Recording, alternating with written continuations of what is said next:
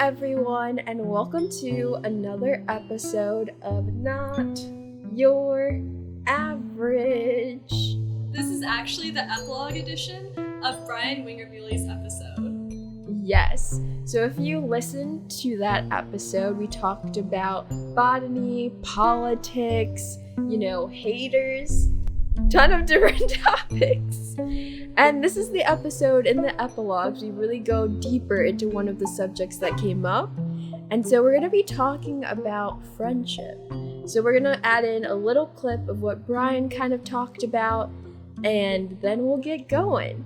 But you're probably like, this is our first ever YouTube video, which it is. It's also the first time we've ever recorded together. Yes.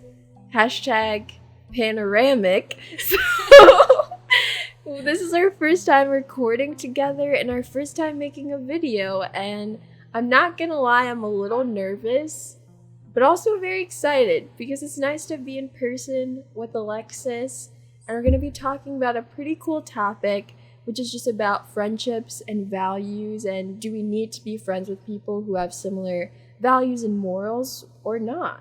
So let's cue that Brian clip, and then we will be back. I'm a big advocate of saying, if you want to be my friend, you have to vote for my fundamental rights. And so, voting for Donald Trump is not a good faith argument here. Of course, people are in high school. They're learning a lot about themselves. There were times when I had a friend who used a racial slur, and we had to have a conversation hey, why, no, that's not cool, and had to bridge that divide and be look, if you're hung up like that, we can't be friends, we should talk, we should learn, because I understand that you're 15 and maybe don't understand the gravity of situations like that, but we eventually parted ways. I hope you guys enjoyed listening to Brian's thoughts on friendship. I know Alexis really enjoyed having that conversation with him, and I loved listening to it. And we're really excited because honestly, the subject he brought up of friendship and choosing your friends and how morals and beliefs influence how you're able to be friends with someone is a really interesting theme that honestly I realized I haven't thought that deeply about. What are the things you need in a friend for a relationship to work? So that's kind of the question we're going to be answering today and discussing. So I guess first, let's just start out with Alexis, what are your standards for a friendship, and how, if so, have they changed? It's so odd to think about because I feel I've never intentionally made friends thinking about standards, Yeah. I made my friends in elementary school, and then we went to the same middle school and high school, so I kept them. And in college, it was just the people on my dorm floor and in my PA group like you, and it happened that we all liked each other. So I feel I haven't super thought about it, but I have distanced myself from some friendships. So in that way, knowing it's about morals and values, that it's the key. There are some, if you voted for Trump, not gonna talk to you as much. That's just a line that I have, Yeah, I feel that. I feel definitely when I was in middle school, early high school, I just feel I had no standards with friendships. I moved to a new school in middle school, a new state, and I just feel I was very desperate for friends, and so I would let a lot of things slide that I really shouldn't have in terms of how they treated other people, sometimes how they treated me, just because, and I feel that's a big thing to think about is do you know your value within a friendship? Because if you don't know your worth and what you deserve from a friend, you're gonna let anyone into your life, which is just setting you up for failure, setting you up for bad relationships that you don't really want. And that was kind of my situation. I think one thing I always stood by, though, even in middle school and high school, is nice people. Like, for me, when I was younger, I like went through bullying, and I've seen bullying happen to people and just like how detrimental it can be, honestly. And so that was the one thing that I feel like was always a standard for me. And I think back to high school and I had this very good friend. She was honestly one of my best friends in high school. And I always thought she was a nice person. You know, I thought that. But there was this one situation where we were in Japanese class together. I took Japanese in high school. And there was this boy named Sean, and he was just the target for all bullies at my school. Like, every single bully was like, that is our target, and they were ruthless. They called him names. They would ignore him. It was like a very sad thing. And I know for me, I always tried to be the opposite of that and really tried to like treat him nicely. But there's this one day where our professor or a teacher, she assigned new seats. And the way the classroom was set up was each desk held 2 people. So 2 people at like a kind of longish desk. And so she was calling out, you know, you 2 sit here, you 2 sit here, reading off the little seating chart that she had. And she called my friend and Sean to sit together. And immediately my friend was like, why would you put me next to him? I don't want to sit next to him. And I just clearly remember her being like, ew, I don't want to sit next to this guy. And all eyes were on her. Like, she was the only one talking. She was yelling it. And it was one of those moments of like seeing a completely different side of someone that you thought you knew so well, and seeing, one, you know, why would you say that in the first place, but 2, just the ruthlessness of it, of the boy is standing right next to you and you haven't even given a second thought to his feelings, how he would feel. I mean, how would you feel if someone was like, ew, about sitting next to you? And after that, I literally could not look at her the same, because it was just like, I don't know. I feel like sometimes people can downplay situations like that and like it's not a big deal, but like that could have been trauma for him. Like, who knows how much that moment hurt him. And I couldn't stay in the relationship, and quickly after that, I just stopped making an effort. And I told her very directly of like why. I was just kind of like, that just showed me a completely different side of you. I didn't like it, and I don't want to be friends with someone who can do that and just move on with their life like nothing happened. And so I think kindness and being nice is something I always think about in terms of like, who do I want to be around? Because you don't want to be around people that are constantly bullying other people, bullying themselves, bullying you. Like, you want to be around people that are committed to being kind to themselves, to other people, because I just feel like that creates a healthy relationship. And if they're gossips, if they bully, like, it's not gonna be a healthy relationship.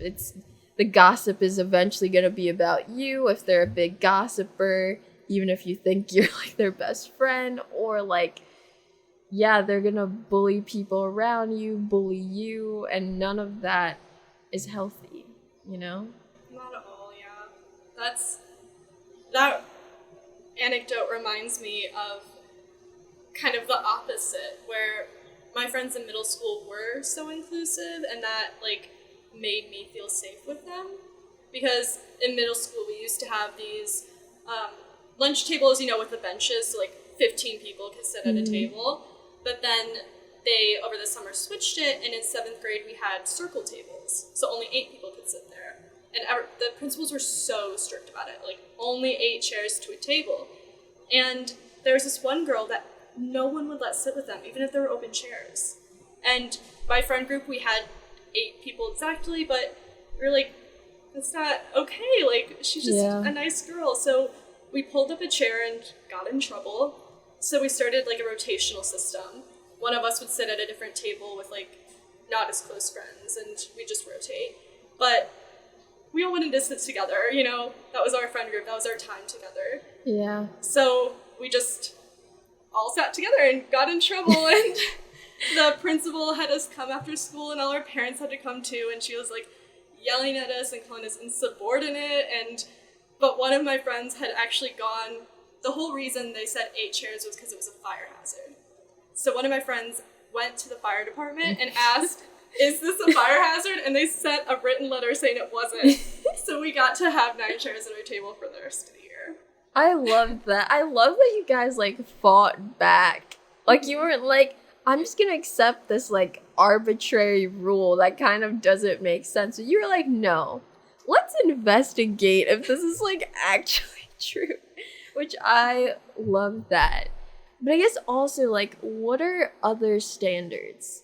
You know, we've talked about kind of kindness and how that's really important for relationships. But are there certain beliefs that you won't compromise on, whether that's, like, involving like religion or politics or, you know, social life, you know? Mm-hmm. Oh, for sure. I mean, well, religion, it's like, you can be whatever religion you want to be, but do not force your beliefs on me. Like, it's one thing, like, to be respectful, like, say someone for religion doesn't eat meat, don't bring meat to their house, you know, like, yeah, be respectful, like, that's a basic human decency thing. But if they are trying to make you not eat meat, nah, that's not okay. You know? Yeah, that's, like, a big one, and, like, that immediately makes me think of, in college, I joined this religious group called Crew. Horrible decision, because honestly at that time I was not religious. I kind of joined it with the intention of learning more about Christianity, but that group wasn't conducive at all to learning. It was really like our way or the highway sort of thing. And so I received, like, so much pushback and, like, judgment for, like, asking questions that I feel like are normal to anyone trying to learn about a religion. Don't really know. But I received a lot of judgment, and it was honestly a very toxic group. There was, like, a hierarchy, which, why is there a hierarchy in a religious organization? There's kind of this feeling of, like, who's the better Christian? Like, are you a good Christian? Are you a bad Christian? Like, how much do you read your Bible? There's a lot of, like, things that made it not an enjoyable experience for me. So then I decided to quit. And honestly, this moment was, like, very telling of what this group actually is like. Crew kind of has these leaders. They're not college students, they're adults that kind of apply to this program, and they get to kind of lead worship, lead a lot of things, organize a lot of Crew events, and also mentor the students that are in Crew. And so I was meeting with this woman, like, once every 2 weeks while I was in Crew. And so I was like, okay, I need to meet with her to tell her that, like, I'm not doing this anymore. And also I wanted to explain why, to hopefully make Crew better. So I went, we're in the dining hall at Northwestern. There's a ton of people, it's packed. We finally find a table, we sit down, you know, niceties. Nice? Yeah, niceties. Nice. Yeah. We exchanged nice words. I don't know why I couldn't process that word, but we exchanged nice words, you know, talked about our day, and then I was like, hey, just wanted to tell you I'm done. And I explained all of the reasons, and I wasn't attacking. Honestly, I was like, I really tried to like describe it in like a loving way and like make it very clear that I'm not trying to attack this organization. I was a part of it for a while, and I'm just kind of trying to say this so that like hopefully it can bring progress to like what I was seeing. And her response, like I finished my whole speech, I finished the whole speech, and her response is, Cassidy, it's really sad hearing you say all of these things because it just really sounds like it's the devil speaking through you.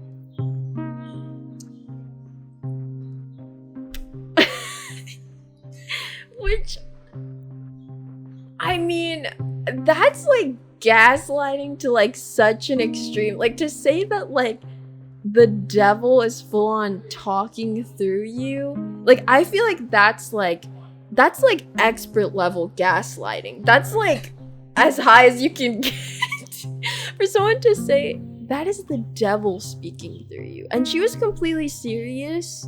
She basically like ignored everything I had said and balled it up to be basically my craziness or my delusion. And that was a really interesting moment because it made me realize that the whole time I was in crew, I was trying to fit myself into their box. I was trying to like ask questions, but at the same time, because of how it was set up, I felt like I had to fit into this box and change myself to fit them. And I think that's like a wider question to ask yourself of like, within organizations you're involved in, within your friend groups, are you twisting and conforming yourself to fit into something that you just don't fit into?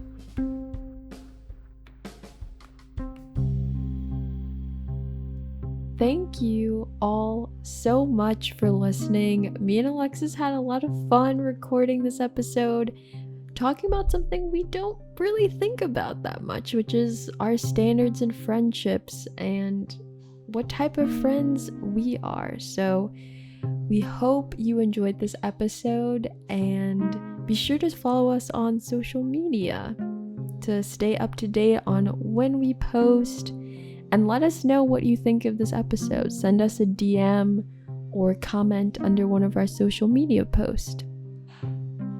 Thank you. Bye. Bye.